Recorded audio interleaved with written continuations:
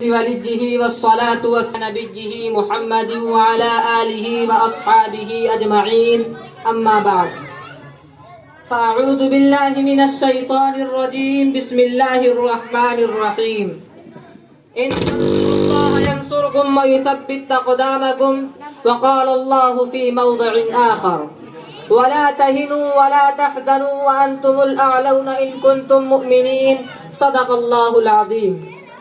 جب گلستہ کو خوں کی ضرورت پڑی سب سے پہلے ہی گردن ہماری کٹی. اب کہتے ہیں ہم سے یہ اہل چمن، یہ چمن ہے ہمارا تمہارا نہیں. ملت اسلامیہ کے پاسبانوں، آج میں آپ حضرات کے سامنے ہندوستان کے مسلمانوں پر ہونے والے سیاسی ظلم و ستم اور دین اسلام کو جڑ سے ختم کرنے کی نہایت ہی گھناؤنی اور ناپاک سازش اور کوشش کے موضوع پر کچھ عرض کرنا چاہتا ہوں. امید ہے کہ آپ حضرات بغور سماعت فرمائیں گے. وہ ہندوستان جس کی حریت کے باغ کو مسلمانوں نے اپنے خون جگر سے سینچا تھا، وہ ہندوستان جس کی آزادی کے خاطر بحر نہ آشنا ساحل میں کود پڑے تھے اور موجوں سے کھیلتے ہوئے مزدار تک جا پہنچے تھے، بے پناہ قربانیوں کے ذریعے اس کو پروان چڑھایا تھا. آج اسی ہندوستان میں مسلمانوں کو طرح طرح کی اذیتیں اور تکلیفیں پہنچائی جا رہی ہیں. مسلمانوں کے قلوب سے اسلام کی محبت کو ختم کرنے کی نہایت ہی گھناؤنی اور ناپاک سازشیں ہو رہی ہیں. اس میں شک و شبہ نہیں کہ دنیا میں حق و باطل کا تصادم روز ازل ہی سے جاری ہے. ظالم و جابر، طاقتور و کمزور اور مظلوم کی کہانیاں بہت قدیم ہیں.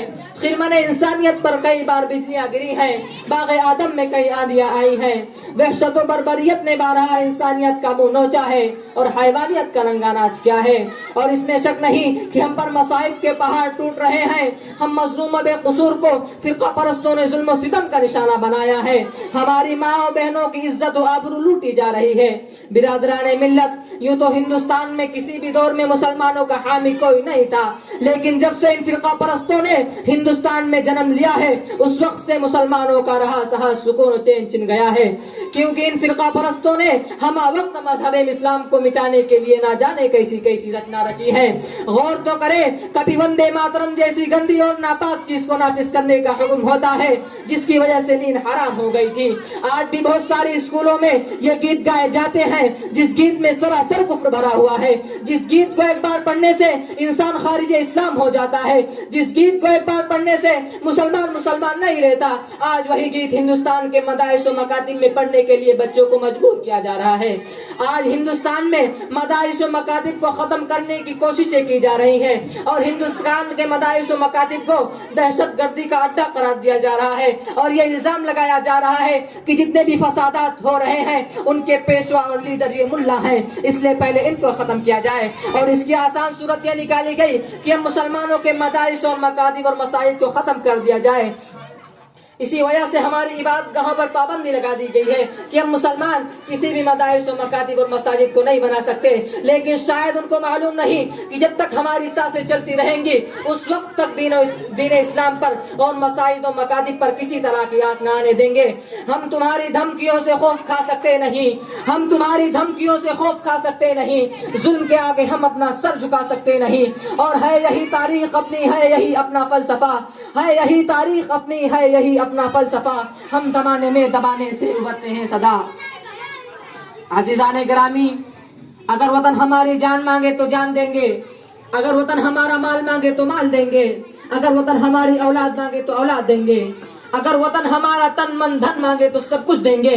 لیکن یہ نہیں ہو سکتا کہ مسلمان نبی کا جاہو جلال دیں. یہ نہیں ہو سکتا کہ مسلمان آخرت کو چھوڑ کر دنیا کو ترجیح دیں. آپ حضرات کو ہوگی کہ انگریزوں کی ظلم و زیادتی جب حد سے آگے بڑھ گئی اور انہوں نے اسلامی قلعے کو مسمار کر کے اس پر تثلیثی عقیدے کی بنیاد رکھنا چاہا تھا، پہلے حضرت شاہ عبد العزیز صاحب علیہ الرحمہ میدان جہاد میں بے جھجک کود پڑے اور افضل الجہاد کلمۃ حق عند سلطان جائر کے جذبہ پیکرا سے سرشار ہو کر ہندوستان کے دار حلب ہونے کا فتویٰ دیا اور انگریزوں کے خلاف نہاد جنگ قائم کیا اور اس بات کا تہیہ کر لیا تھا کہ غلامی کی زنجیر کے ٹکڑے ٹکڑے کر کے ہی دم لیں گے، جس کے نتیجے میں مسلمانوں کو مسائل و مشکلات کے کن کن مراحل و دشوار گزار گھاٹیوں اور وادیوں سے گزرنا پڑا.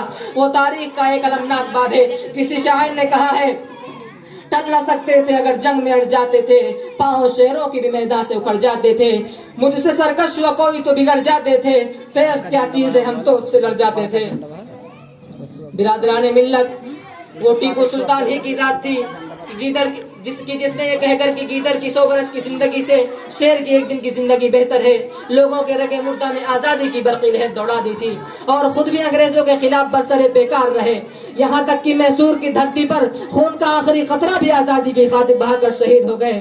اگر یہ مسلم قائدین کا قافلہ غلام ہندوستان کے پرپیچ اور بھیانک جنگل میں آزادی کی شاہراہ بنانے کی غرض سے سرگرم سفر نہ ہوتا تو یہ تنگ نظر احسان فراموش غدار جو ہم سے وفاداری کی سند مانگتے ہیں، ان غداروں سے میں کہتا ہوں، اگر ہم ہیں غدار تو پابند وفا تم بھی نہیں، اگر ہم ہیں غدار تو پابند وفا تم بھی نہیں، اپنی کثرت پہ نہ اترا ہو خدا تم بھی نہیں۔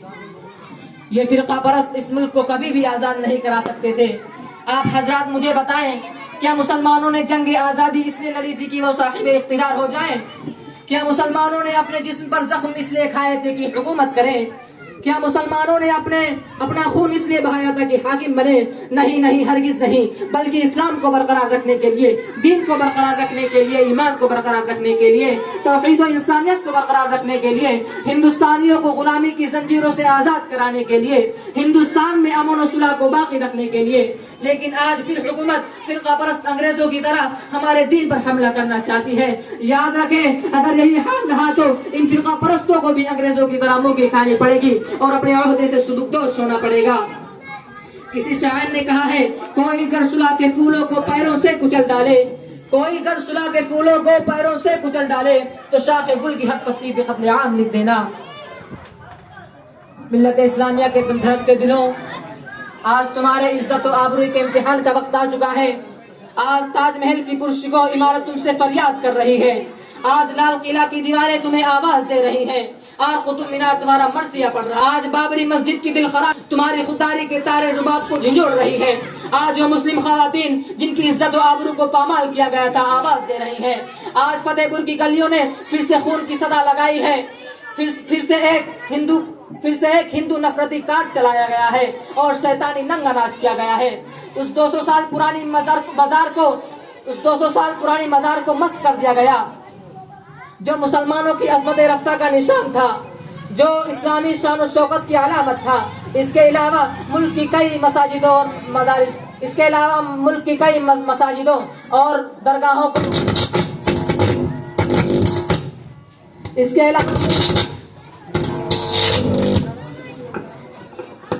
علاوہ ملک کی کئی اور مساجدوں اور درگاہوں کو بے قانونی قرار دے کر زمیندوز کر دیا گیا۔ یہ ایک خوفناک پیغام ہے تقسیم کا، یہ ایک خوفناک پیغام ہے ٹوٹنے کا، یہ ایک خوفناک پیغام ہے تباہی و بربادی کا۔ کیا صرف مسلمانوں کے قبرستان اور ان کی عبادت گاہیں ہی تمہاری آنکھ کا کاٹا ہے؟ تھانوں میں، بس اڈوں میں، اسپتالوں میں، یہاں تک کہ کوچوں کچہریوں میں بنی ہوئی مندریں قانونی کیوں ہیں؟ ان کے خلاف بلڈوزر کیوں نہیں؟ وآخر دعوانا الحمدللہ رب العالمین۔